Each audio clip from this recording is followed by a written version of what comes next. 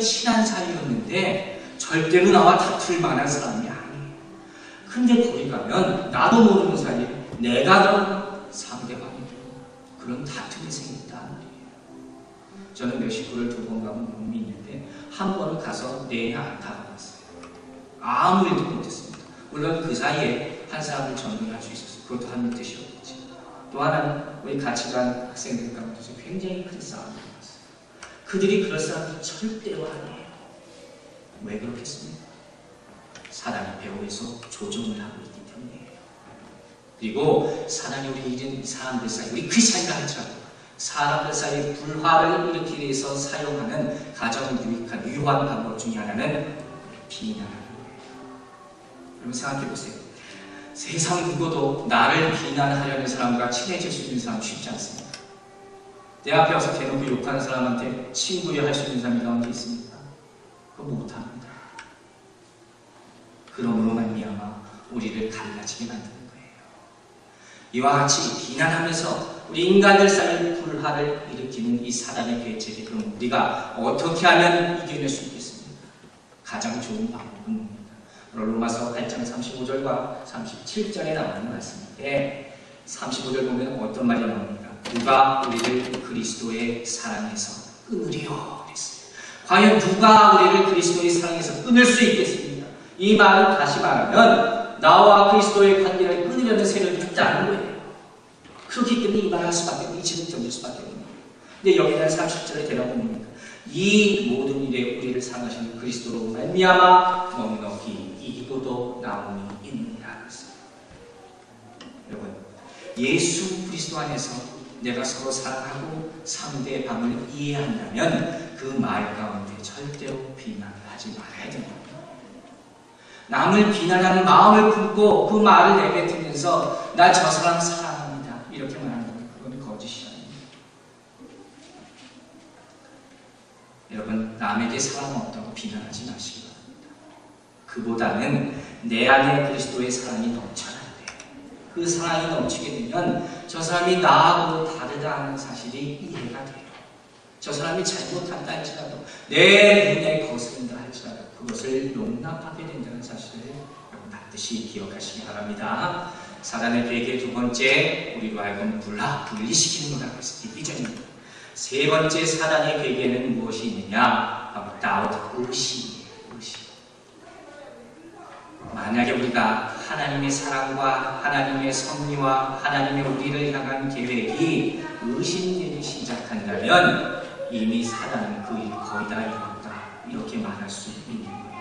그리고 이 사단이 가장 많이 쓰는 방법이 뭔지 아십니까? 우리 인간에게, 특별히 믿는 사람에게 의심을 주는 가장 쉬운 방법 중에 하나가 성경의 말씀이에요.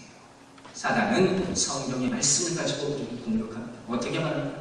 사단을 말하면 성경 완전하지 않습니다. 성경에 나와 있는 모든 말씀이 하나님의 명령이라고 생각하지 마십시오. 보세요. 성경은 수천 년 전에 쓰여진 글입니다. 근데 이게 어떻게 현대를 사는 이렇게 과학이 발달한 오늘 현대에 적용되는 말씀이라 할 수 있겠습니까? 그렇죠?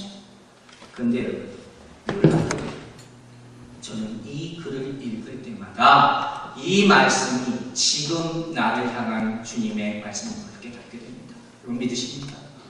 왜 그렇습니까? 바로 모든 성경의 말씀이 주의 성령으로 말미암아 쓰여진 것이기 때문에 성경을 여러분 처음 보실 때 처음부터 회의적으로 가지고 보는 사람들이 있어요. 그 사람은 절대로 성경의 오명을 알지 못합니다. 그 뜻을 이해하지 못합니다. 그걸 가지고 판단하려 하지 마세요. 먼저 보세요. 보고 나서 생각해 보세요.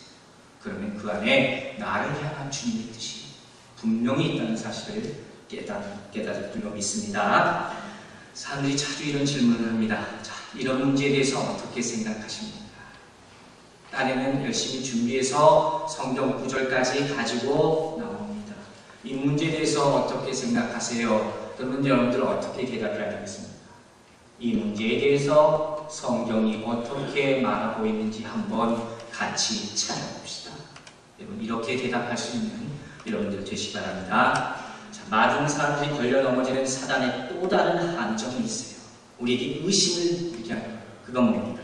바로 나의 죄에 대해서 내가 용서받았다 하는 사실에 대해서 자꾸 의심을 갖게 하는 거예요. 또 한 가지는 아주 중요한 거죠. 우리가 이미 구원받았음에도 불구하고 내가 구원받았다는 사실이 흔들리는 거예요. 확신이 안 서는 거예요. 그러면서 사람이 어떻게 공격한다고 했습니까? 어떻게 너 같은 주인이 구원받고 하나님의 자녀가 될 수 있느냐. 계속해서 이런 질문을 합니다. 그때 우리는 어떻게 대답해야 된다고 했습니까? 제가 여러 차례 말씀드렸죠. 너 같은 죄인이 어떻게 하나님의 자녀가 되어 구원받을 수 있느냐? 어떻게 대답한다고 했습니까? 그럼에도 불구하고 하나님은 나를 사랑하십니다. 내가 죄인에도 불구하고 하나님은 나를 너무도 사랑하셔서 그 독생자 예수 그리스도를 이 땅에 보내주셨다. 그리고 그분이 내 죄를 위하여 나 한 사람을 위하여 십자가에 피 흘려 돌아가셨다. 이 고백을 하는 자에게 사단의 권세가 미치지 않는다는 사실을 명심하시기 바랍니다. 여러분, 구원은요 어떤 느낌이 아니에요. 어떤 감성이 아니에요. 내가 구원받은 것 같다, 죄 사함 받은 것 같다, 자유함 얻은 것 같다, 이렇게 생각하지 말아야 합니다. 구원은 하나님의 은혜로 말미암은 거저받은 선물이라 했습니다. 그 안에 죄 사함이 있고 나의 회개가 있고 성령이 역사하심으로 말미암아 우리가 구원받는다는 사실을 반드시 기억하시기 바랍니다. 자, 세 번째 사단의 괴계는 우리에게 의심을 주는 아웃이라고 했어요. 마지막으로 사단의 괴계가 있다면 어떤 것이냐? 바로 우리에게 속이는 일이에요. 디셉션입니다. 속이는 일입니다. 사단은요, 사단의 속임수는 참 우리가 분별하기가 굉장히 어려운 거예요. 여러분, 요새 한국에 가보면 짝퉁이라는 말 굉장히 유행한다는 거죠. 진짜인지 가짜인지 구별하기 어려운 이 짝퉁이 진짜 같은 가짜. 이 문제는 뭡니까? 정말 뭐가 진짜고 뭐가 가짜인지 전문가도 참 구별하기 힘들다 하는 거예요. 사단의 공격이에요. 사단의 전략입니다. 언뜻 듣기에는 우리 귀에 굉장히 듣기 아름다운 소리로 들린다. 이게 사단의 소리입니다. 우리를 정말 생각해주는 듯한 말을 하는 것이 사단의 음성이라는 거예요. 아주 쉬운 예를 하나 볼까요? 사단이 때때로 이렇게 얘기합니다. 너 굉장히 바쁘구나. 네 바쁜 거 내가 이해한다. 바쁘니까 몸도 피곤하지. 우리는 어떻게 생각하겠습니까? 그런 사람이 있습니다. 저 사람 날 이해해 줍니다. 저 사람 말이 나 좀 이해해 줍니다. 이렇게 얘기합니다. 그런데 그러면서 사단이 어떤 음성을 들려주기 시작합니다. 네가 너무 바쁜 거 내가 안다. 그러니 어떻게 성경 볼 시간이 있겠니? 어떻게 말씀 들을 시간이 있겠니? 기도를 어떻게 하겠니? 하다가 잠들지. 교회는 또 어떻게 나오냐? 그냥 주일 편히 쉬어라. 그러려고 빨간 글자로 새겨놓지 않았냐? 쉬는 날.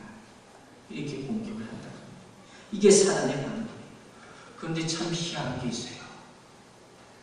그럴 땐 그렇게 말하는데 우리가 비디오, 인터넷 할 때는 그런 소리가 한마디도 안 들어요. 참 뭐하죠? 여러분, 이게 사단의 속임수입니다.